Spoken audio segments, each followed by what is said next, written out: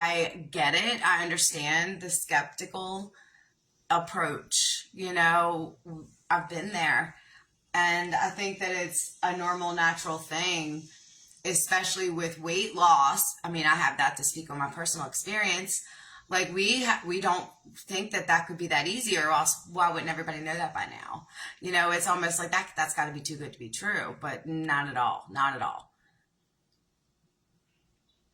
So we understand our inner selves, our inner layers, the parts of our invisible self that have so much to do with our manifested reality.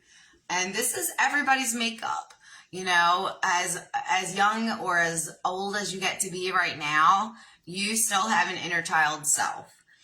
The level of maturity of that part of you, well, that's totally up to your experience. And that measure never really depends on a right or a wrong. It's just like a place on the map. If you could think about life in a journey aspect, we're always moving and going and growing somewhere. Thank you. Happy you're here. So if you could think about it in a way of, this is just a reflection of where I am, not because I'm bad or even good. And if I want to go this way, I can lean this way with my thoughts. So how does this tie into inner child? A lot of times when we hear a belief, just like me with the Toyota, that came back from something I heard a long time ago as a kid. A lot of these beliefs that we know are back from when we were young and impressionable, from when other people were sort of doing the knowing for us and teaching us things for our good. Some of them were great, some of them are good, and some of them can be updated by you. And by engaging with your inner child, you're giving yourself that opportunity to also soften that shadow part of you, and then see the belief as a message, not as a ping, as a pain. It doesn't feel like pain to me. This feels like information for me. The reality that we live in is just feedback. This is a feedback to my input and output on purposing. This is what the feedback looks like today. And tomorrow it will probably look just like this, but a little bit better, because I'm on purpose adding more ingredients to what I know I'm excited to walk into. And when you do that on purpose, you don't get to live in the same world as you did when you walked around thinking, one step forward, two steps back. That was an old train of thought. What was it? Waiting for the other shoe to drop kind of a vibe. Both of those things were old known programs that I was living in. I believed them, meaning I repeated them. I knew those were true. I could see that pattern, so I knew it was a truth. I just didn't realize that my knowing that's the truth meant that was meaning that I knew that was my truth. That I could also undo that knowing and change my truth. So now that is not my truth. Now I get to breathe and surf and float with my waves without ever going under. There's no undertow that's going to take me out. I'm an excellent swimmer. I'm getting better at surfing every day. I am the wave maker for my ocean. I get to ride the waves when they're cruisable. And when it's floaty and chill, I can just do that too. The moon is my perfect example of get big and full and take action. Take it easy and appreciate. Let's get thinky and dewy and come up with a new idea. Ooh, talk to this one about that. Oop, take action. Dun, dun, dun, dun, dun. Take a break again. Do it and do it and do it and do it. And it gets to be bigger and bigger and more and more. There doesn't have to be loss. There just gets to be more expansion. That's what this is all about. The only one that engages and calls in the loss is the decider. And the decider could change their mind if they wanted to. And if the decider is willing to think about where this belief originated from, they may find that it was a long, long, long time ago. And if that person is willing to soften that whole understanding, maybe they were not trying to manipulate me. Maybe they were telling me the best thing that they could tell me per their experience at the time. And now it's just better for me to think a different way about this. And that's just a very personal thing that you get to do, that is doing the work of being an on purpose creator person, of engaging with your energy first and then manifesting on purpose. These are the ways that we do that.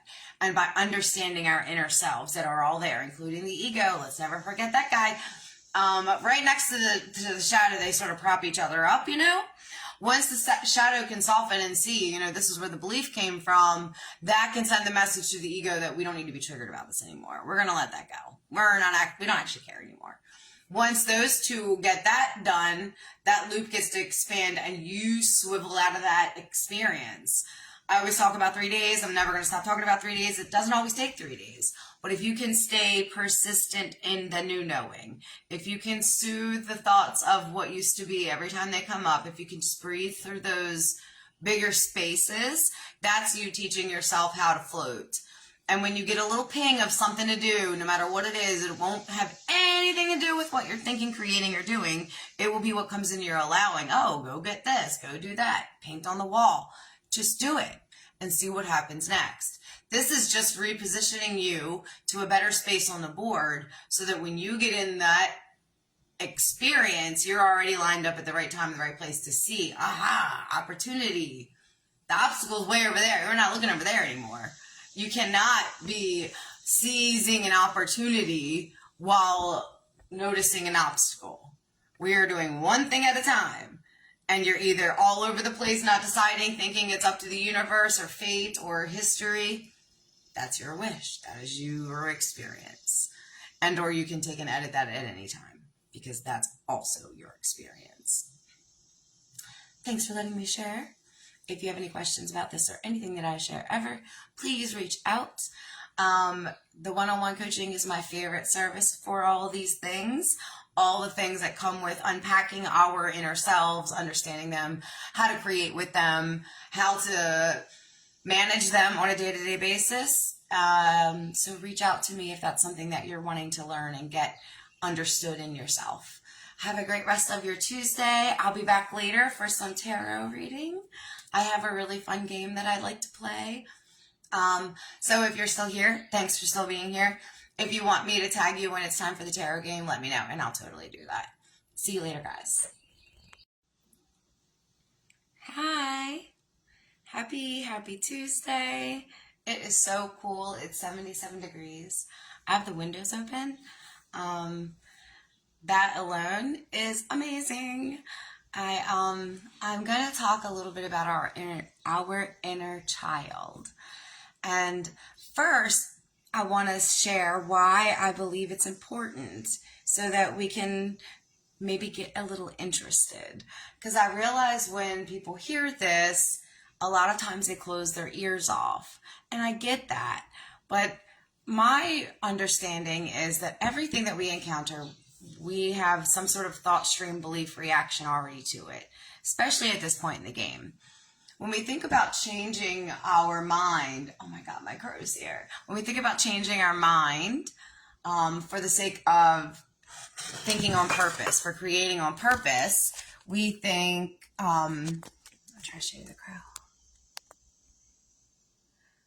We have to go into where the belief is. Sometimes we can see the belief and it's not something that we're really attached to. I used to think that I wouldn't want to drive a Toyota because I heard my parents say that it wasn't a good car. But that really wasn't a good reason. And actually, Toyotas are really kind of great cars. So once I thought about that, it was easy for me to let that thought go. I heard it as a kid and it stuck. But that one was easy enough for me to unstuck. You know, some of them, when it came to my body, I really had a harder time letting go of the idea that I could truly enjoy everything that I ate and the same amount of movement and have a body that I like to live in. It took me a little bit longer to really believe that was real. You know, when I was being taught body manifesting, I also went through the same hurdles of doubt and disbelief. You know,